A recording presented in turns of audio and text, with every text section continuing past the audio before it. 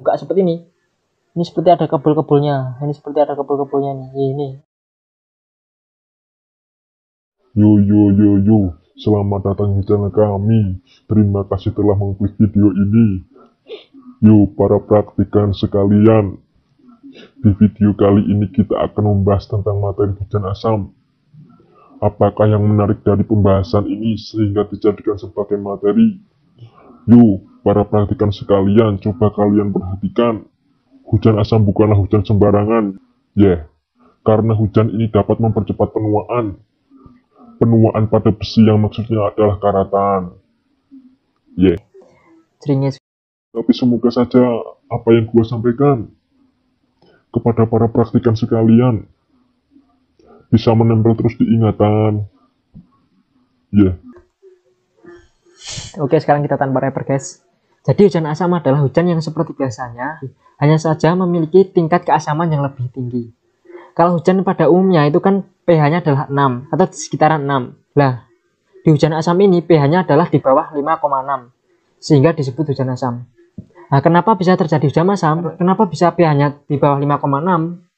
Nah, kenapa hujan ini bisa terjadi? Karena apa? Hujan asam disebabkan oleh sulfur atau belerang dan nitrogen, di mana belerang atau sulfur ini biasanya dihasilkan dari pembakaran bahan bakar fosil. Kemudian belerang atau sulfur dan nitrogen ini bereaksi dengan oksigen, kemudian membentuk sulfur dioksida dan nitrogen oksida. Zat-zat ini berdifusi ke atmosfer dan bereaksi dengan air untuk membentuk asam sulfat dan asam nitrat yang mudah larut kemudian jatuh ke bumi sebagai hujan. Hujan asam ini dapat meningkatkan keasaman pada tanah dan air sehingga sangat berbahaya.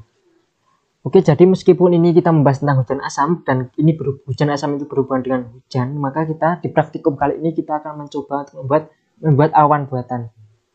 Seperti apa? Let's go. Nah, oke, langsung saja kita ke alat dan bahannya. Di sini alat bahannya yang pertama ada ini botol kaca, ini nanti sebagai pengamatan kita untuk melihat hujan asam. Kemudian kita juga menggunakan air hangat. Air hangat nanti sebagai yang air hangat, anggap saja permukaan air laut. Nah, ini juga kita juga menggunakan ini ya. Kita juga menggunakan piring ini untuk nanti sebagai atmosfernya seperti ini. Oke, kira-kira nanti juga ada es batu ini es batu nih. Kok ngegerisi? Nggak bisa.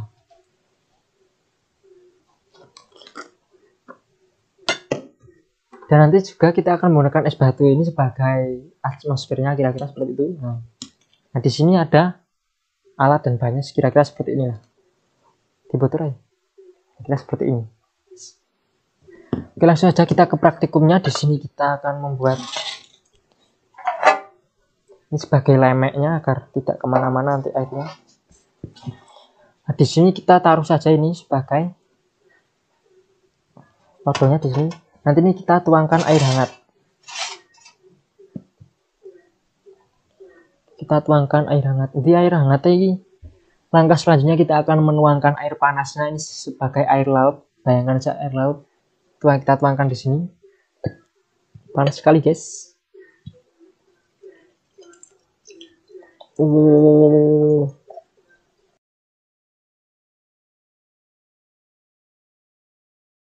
Yuk.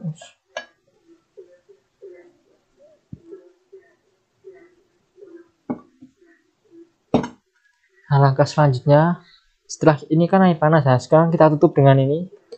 Nah, kemudian kita taruh ini. Ini seharusnya diremuk, guys.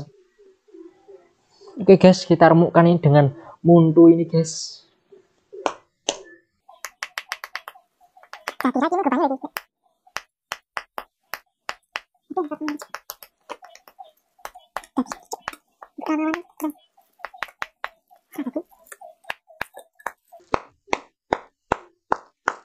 Manyep nang tanganku ora sida anyep nang.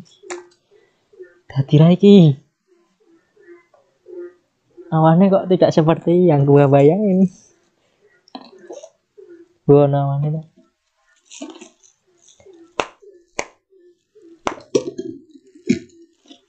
sini juga guys. Nah ini gini kan. Iki lho, kita lihat ini lho. Kita lihat. Seperti asap-asap guys. Tak video ini. Kita coba perbesar dengan HP ini guys.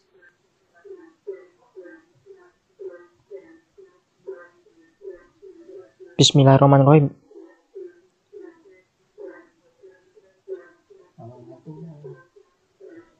Nah ini guys, saya perlihatkan dengan HP ini guys. Nih, ya ini ada sedikit awan guys. Kalau dengan mata telanjang, ini ya. Kalau dengan mata telanjang ini kelihatan guys. Kita ini nih. Mungkin malah neng kono mah tak video ini gitu. Kita buka guys. Itu ada guys. Lagi malah ada kemobulnya guys, dilihat. Ini sini guys, ada kemobulnya ini. Itu ada kemobul ini adalah awannya guys. Jadi kemobul ini sebagai kita anggap awannya. Jadi kalau secara mata langsung seperti ini agak kelihatan guys. Kita lihat.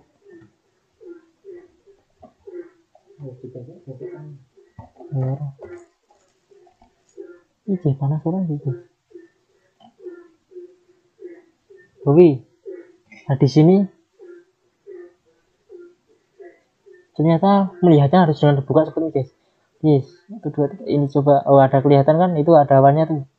Kelihatan kan? Nah, itu ini. Oh ini kebul dari mana? Kebul dari es atau kebul dari awan? Ya intinya seperti ini guys. Dan intinya seperti ini. Ini ada sedikit awan-awan kebun gitu.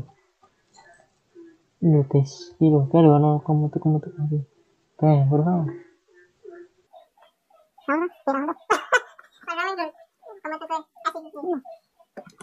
Oke guys, jadi seperti ini guys. Ini kan air panas.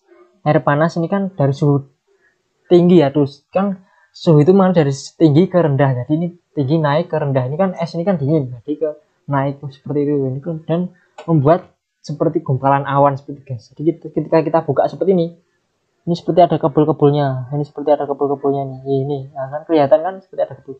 Kita tutup kan ini nggak ada kebulnya ya kan? Atau ini intinya seperti itu. Ketika kita buka seperti ini, tuh ini ada kebul-kebulnya itu terlihat kan kebul-kebulnya ini. Oh itu. Oh kita lagi kebul-kebul kita lagi. Coba itu. Ini namanya malah itu guys, ini terlihat kan kebul-kebulnya terlihat jelas kan ada orangnya itu ada orangnya itu.